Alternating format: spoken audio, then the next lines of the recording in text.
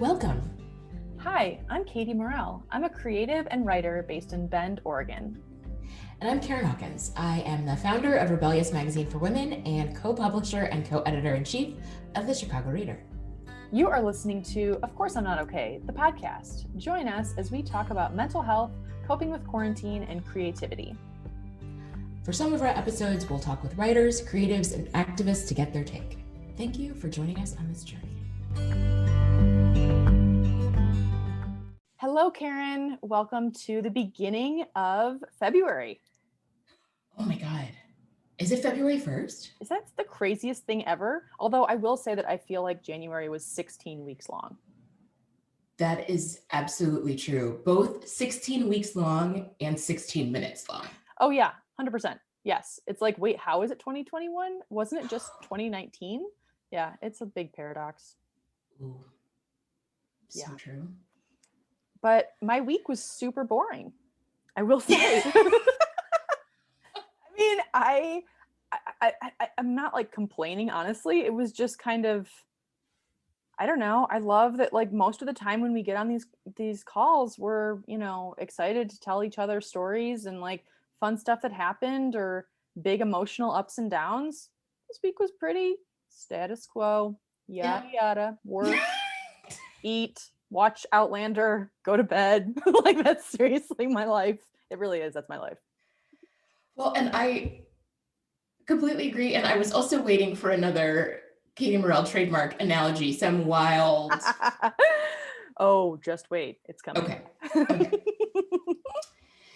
Yeah, no, I will also say I have never, it's both difficult being bored, obviously, as we'll talk about, but it's also glorious because it means that I am not glued to the New York Times every second of the day wondering if the country's going to collapse. Like seriously, like what dumpster fire happened 6 minutes ago that I just missed because I was going to the bathroom? Like seriously, like that's how like to the second I feel like things have been for a long time.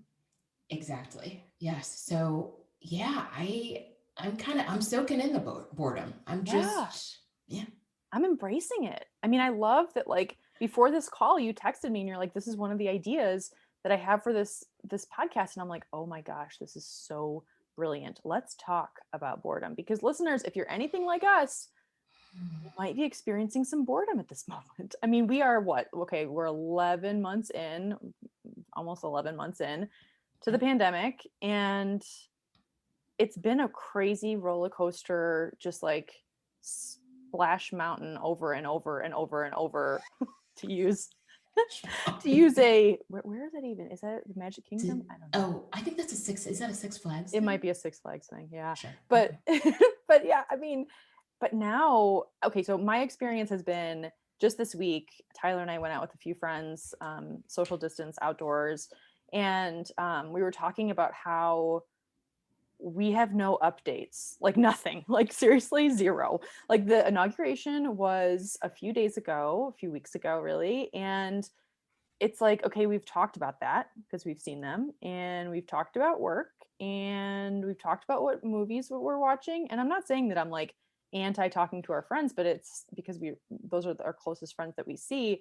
But at the same time, like I'm kind of not talking to that many people really, because I just feel like I have nothing to say right now. I feel boring. Like we don't have any new experiences to share with each other. No.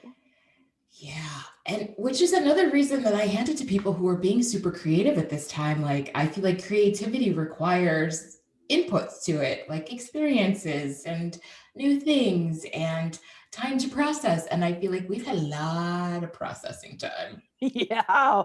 Yes. If you're a therapist out there, I'm sure you're very, very busy. Maybe you're not so bored. A lot of people needing to process all the time. Yeah. So yeah, I think, okay, number one, check, established that we're bored and what boredom looks like, and having the same conversations with people over and over again. And what do we do about it? So when you feel bored, what do you do? I think sometimes I cry. Like sometimes. funsies. Yeah, for fun. Sometimes I cry not because I'm bored, but just because like emotions that have been long repressed are surfacing. I'm like, really, does that end? Does the well of my human experience and my emotions really ever just let me have a fucking break? But no, that doesn't always happen. I mean, sometimes I do embrace it. I will say that like as a kid, because I know that there's so much talk about the mental health, like positive mental health aspects of being bored. And like, Mm. you know, I remember as a child, I mean, I didn't grow up in like the 1950s, but my parents, they were very pro, you're outside, you're doing whatever you want to do. We're not going to check on you. I mean, I wasn't like, you know, like going wild, but kind of.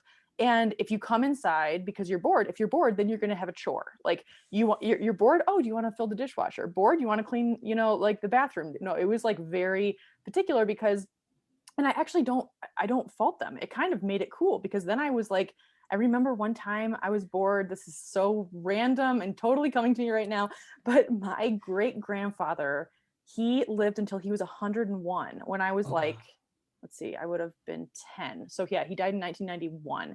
And I was 10 years old. And immediately after his death, Karen, I was bored one day and I went under our deck and I found a little beetle and I named him Clarence, which was my great grandfather's name.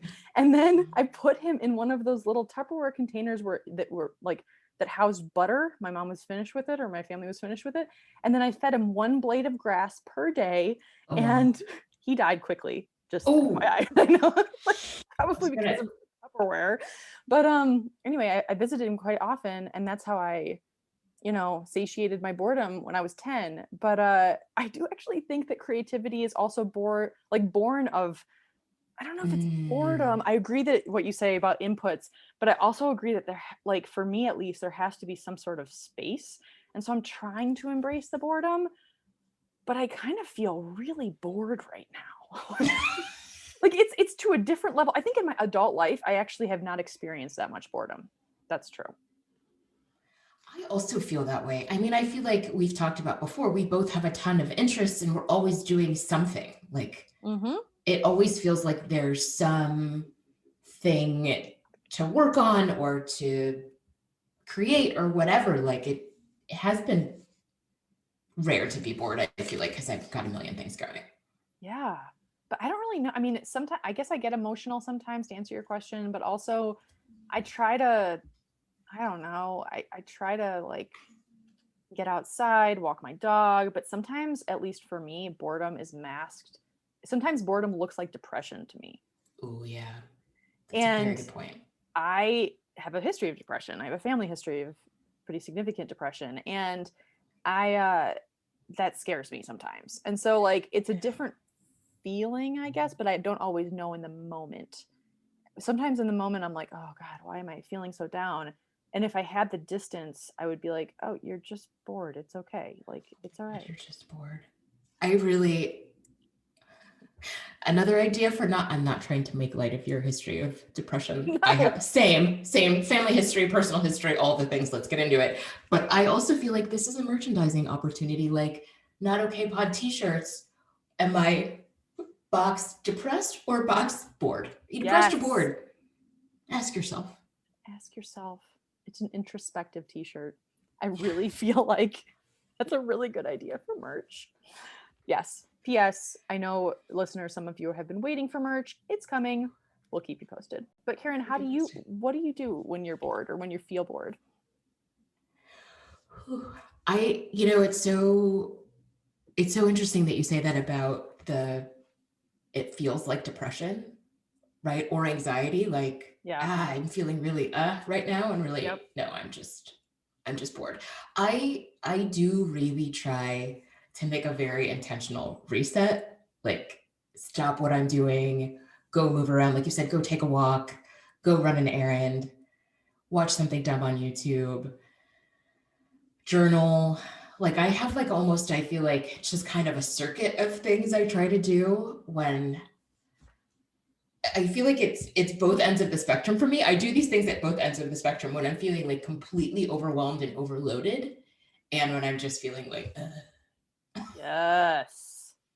That's so amazing. Like, do you innately remember this list, or is it like something you pull out on your phone and you're like, okay, I need to go through? Because I've heard that too. Like, I've heard that Mm, people do have things where when they're feeling really good and they can make a checklist of things like, and I wish I have not done this. I want to do this, but like, mm. hey, I know that this makes me feel good or this makes me feel good. And so when I'm not feeling good, I could pull out the list. I know people who do that. I've just never personally done it. I have it. I'm not good about looking at it. Um, Yeah. but yeah, usually I feel like when I'm bored, it just means like I've been doing the same thing for too long. Ooh. I've been working on the same thing for too long. And my brain's just like, all right, enough. Mm-hmm. Right. I need to switch this up. Mm-hmm. Yeah, I mean, I feel like my experience with boredom is also the limit on the number of places I feel safe going or that are even available to go to. Like, I was a Totally. huge restaurant goer. I know I've talked about how much I loved bars. So to not have those is also like, right? Like, Yeah. Yeah. I mean, it's a bummer. It's like, I feel like boredom is like a very wide topic because it's like I feel like there's a spectrum. Like, in terms of what I said earlier about like feeling like I might be depressed, but I might only be bored. But I feel like there is where it edges over to kind of bummed out feeling like that's real. Like, I yeah. feel the same as you. I feel like I had a conversation with Tyler the other day about traveling and neither of us feel safe. And it's even traveling to, and frankly, because we just bought a house, like we're trying to save money again. And it's like, okay, like we're not going to go anywhere. We're not going to even stay at an Airbnb or anything like that because we want to save money and that's fair. But I'm also like, okay, well, I just want to make sure that we're not bored all the time. Like, I mean, Bend is great because it has so many opportunities and experiences that we can do. So I'm not trying to complain, but it's just so different from, to your point about like going to bars and going to restaurants than what we're used to. Yeah. Well, and I also kind of want to put a pin in the privilege of being bored. Yes. That there are people who have never stopped working, who are working even harder now than they ever have. And I recognize the luxury of being bored, of experiencing boredom. Like at a time like this, when people are risking their lives going to work every day, what a gift it is really to be able to be like, oh, this kind of sucks. I don't have anything to do. Yes, that perspective is so important to remember. I so appreciate you bringing that up because I was listening to Biden talk on NPR the other day, and he was talking about he was making a speech. I think maybe 2 or 3 days ago, and he was making a speech about how the delivery and like the dissemination of these vaccines is the single largest logistical challenge the US has ever faced ever. And Oh it's my God. like, and so to your point about people who have not been able to stop working, I think about the people who are administering vaccines and the people who are guarding the vaccination sites overnight when there are vaccine chasers, understandably, who are camping out in their cars. And like, God. it's like those people don't want to hear a conversation about boredom, which I completely understand. And I so appreciate what they're doing. It's just so wild to me how there's such a huge chasm between people's experiences right now. Yeah. And always always And has, but always. even more pronounced now. And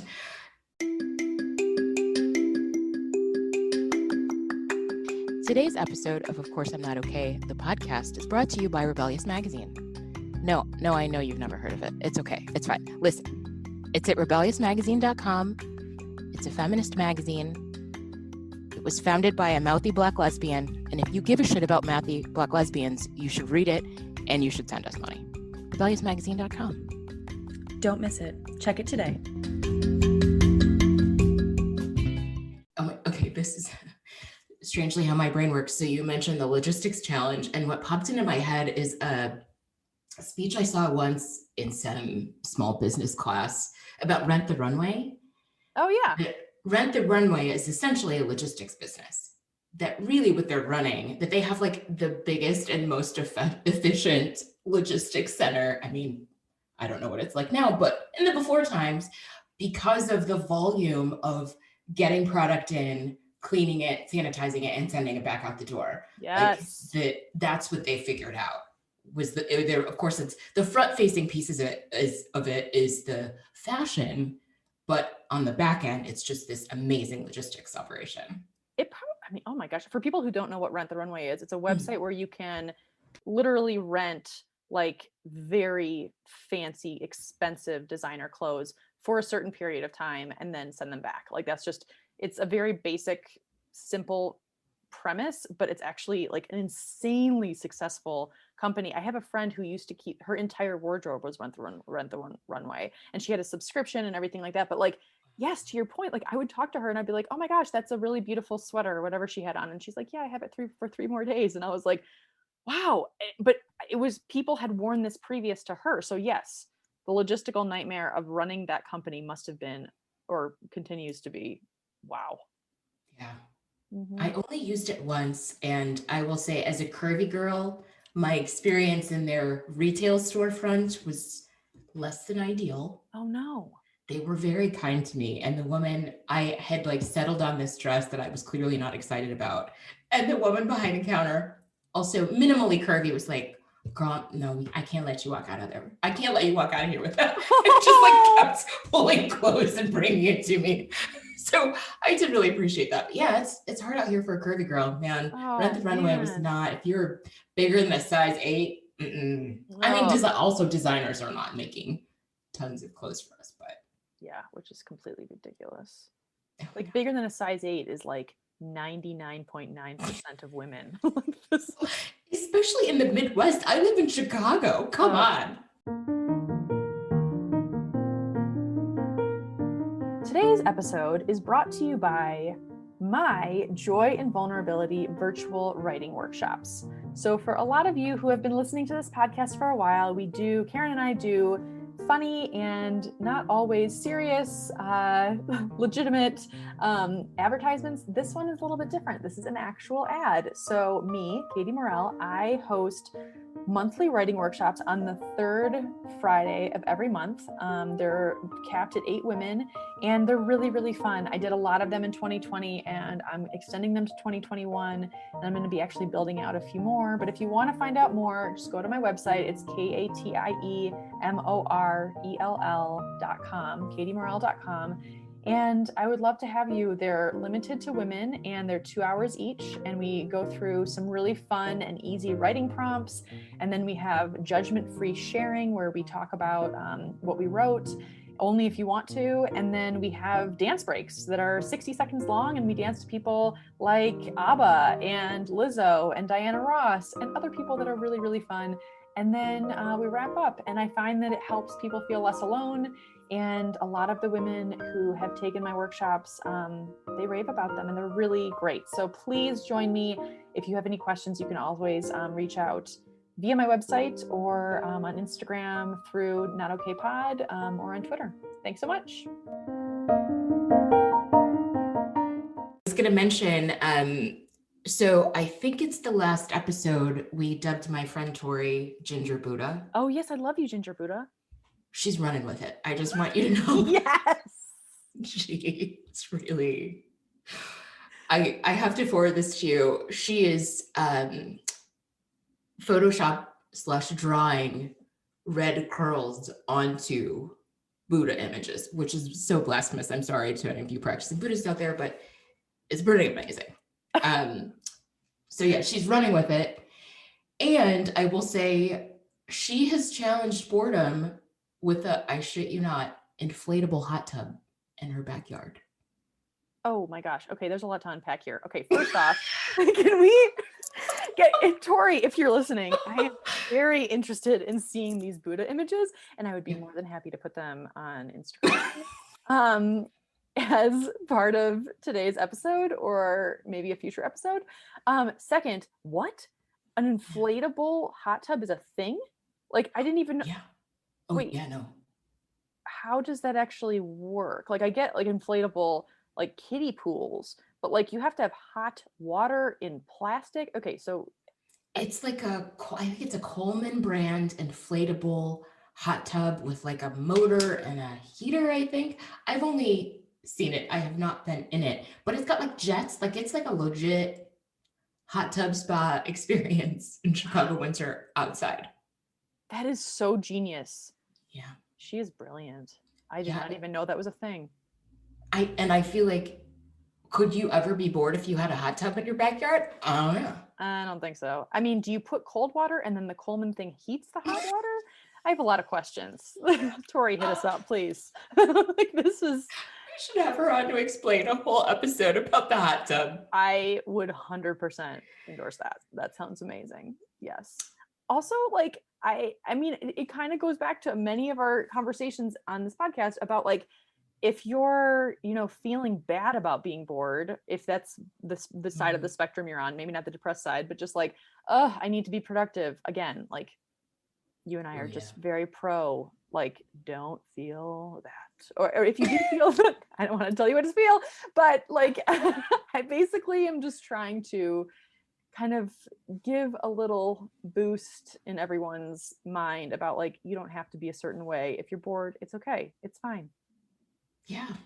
And you don't have to go clean something if you're bored. Like, I feel like that's the other thing, of course, we've talked about women do. It's just like, I have a spare 10 minutes. I have to go, like you said, clean the dishwasher, like fill the dishwasher, or take things out of the dishwasher, or I have to fill this time with something. And it's just like, no, I'm just bored and there's shit that has to be done, but I'm just gonna sit here. Just sit there.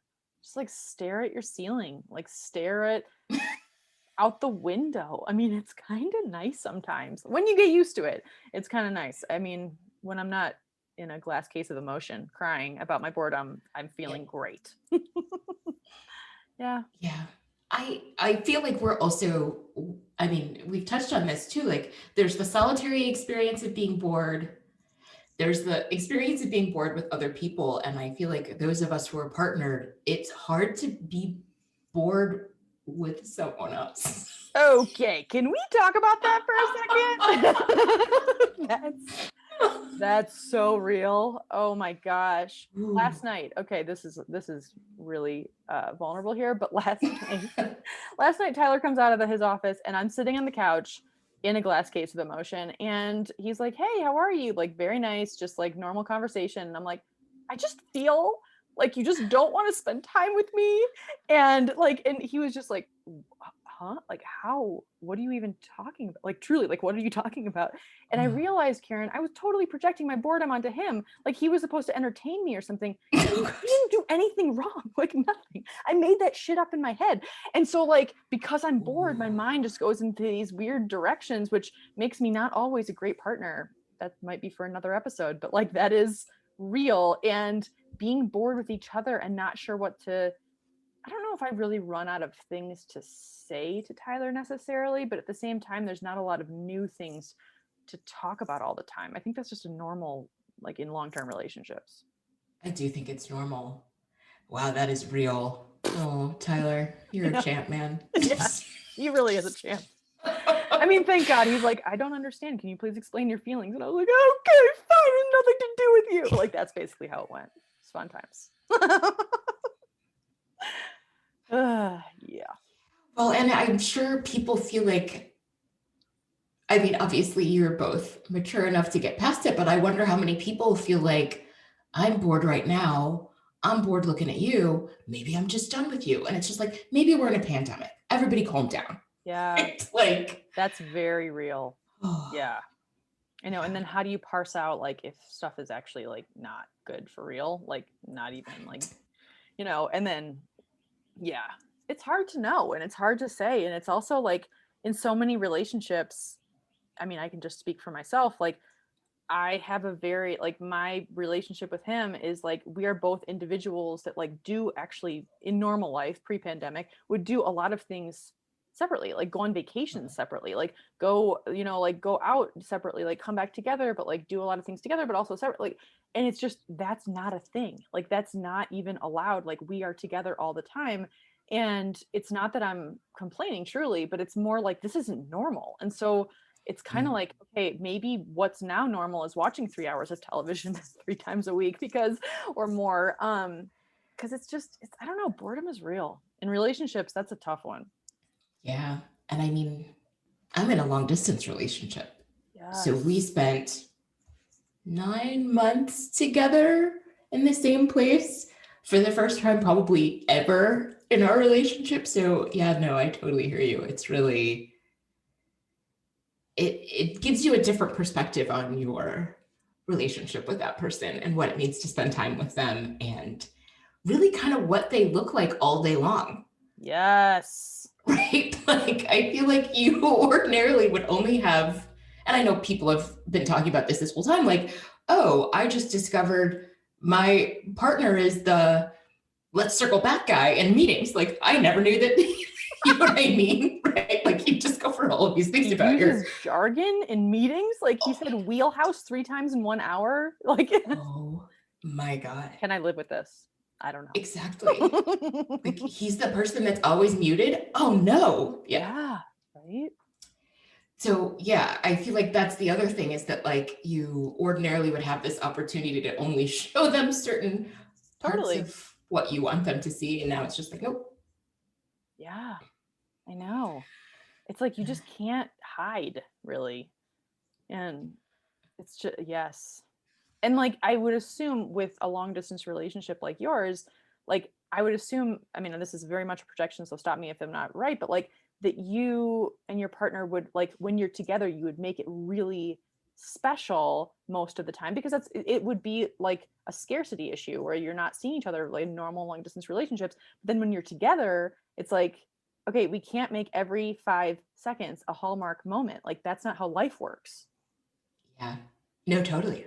And I mean, we really, I feel like it was easier over the summer because we would do like Friday picnic dates and pick a different restaurant, or sometimes we'd go to the same restaurant and like go eat in the park and, you Yeah. know, just to add something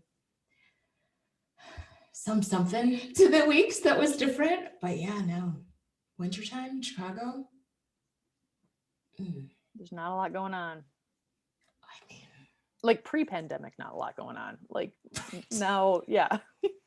No shade to Chicago. I love Chicago, but like I'm with you. I mean, I'm in Bend and it's like, okay, well, it's cold and we do some things, but after we went there are these like a thing in Bend is these food truck parks that are like based around breweries and they are Ooh. pretty cool and they're nicely socially distanced, so it's like pretty safe to go. And so Tyler and I have been trying to get to know our neighbors. I know I've talked about this previously, and it's like kind of awkward because like we can't really do much with people, but anyway, they're really nice people. So we're like, okay, well, why don't we just go to this food truck park for for dinner one night? And it gets dark at like 4:45 p.m. So we get there at 4:30, and like, oh my gosh, even talking about this, my body is like seizing up because we were sitting around a bonfire, which you would think would be amazing and like, emit all this heat. No, it was seriously like 23 degrees.